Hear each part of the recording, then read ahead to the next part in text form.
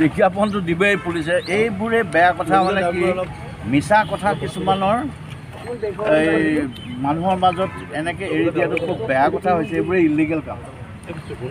আমাৰ আকৌ এডভাৰটাইজমেণ্ট দিয়া হৈছে, কিন্তু এইবোৰ বেলেগ পৰীক্ষাৰ কাৰণে। আমাৰ 9,000 কিমানটা আছে, 9,200 টোটেল পোষ্টৰ পৰীক্ষা ইতিমধ্যে কমপ্লিট হৈ গৈছে। সেইটো প্ৰচেছত আছে ৰিজাল্ট দিয়াটো।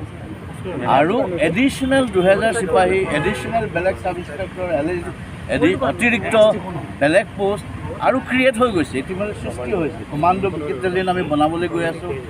গতিকে সেইবিলাকৰ কাৰণে আমি অতিৰিক্ত কিছুমান পোষ্টৰ এডভাৰটাইজমেণ্ট দিয়াটো হয়। আৰু সেইটো কি বেয়া কামটো কৰিলোঁ, নিদিম নেকি এডভাৰটাইজমেণ্ট?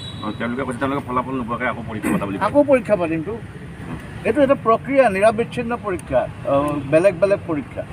এতিয়া UPSC পৰীক্ষা হ'ল, সেইকাৰণে APSC পৰীক্ষা নাপাতিব নেকি? তাৰ ৰিজাল্ট দিয়া নাই কাৰণে। কি অদৰকাৰী কথা এইটো? UPSCৰে এগাল পৰীক্ষা থাকে।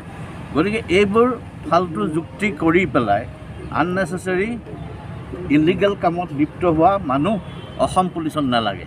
অসম পুলিচত লাগে দায়বদ্ধ যি ডিচিপ্লিন।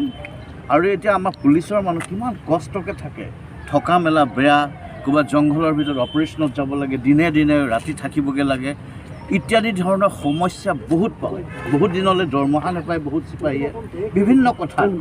সেইকাৰণে কি আন্দোলন কৰিব নেকি? এতিয়া এনেকুৱা মানুহ যি এইবোৰ কাৰণত আন্দোলন কৰে, এইবোৰ মানুহ অসম পুলিচত নালাগে। কাৰণ এইবোৰ মানুহ আহি অসম পুলিচটো গেলাব। অসম পুলিচটো ঈশ্বৰে কৰাত এটা অপূৰ্ব পুলিচ।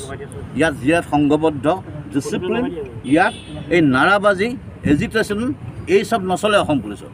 গতিকে যিকেইটা এনেকৈ নাৰাবাজি দিব ৰিজাল্টৰ কাৰণে, ৰিজাল্ট সময়মতে পাব। যেতিয়া আমাৰ প্ৰক্ৰিয়াটো শেষ হ'ব, এইবোৰ এক্সামিনেশ্যন কৰাৰ কথা আছে, আমাৰ প্ৰচেছ কিছুমান আছে, এইখিনি আমাৰ কমপ্লিট হৈ যাব যেতিয়া আমি ৰিজাল্ট ডিক্লেয়াৰ কৰিম। আৰু আমুক তাৰিখে দিব লাগিব, এতিয়াই দিব লাগিব, এই ধৰণৰ ডিমাণ্ড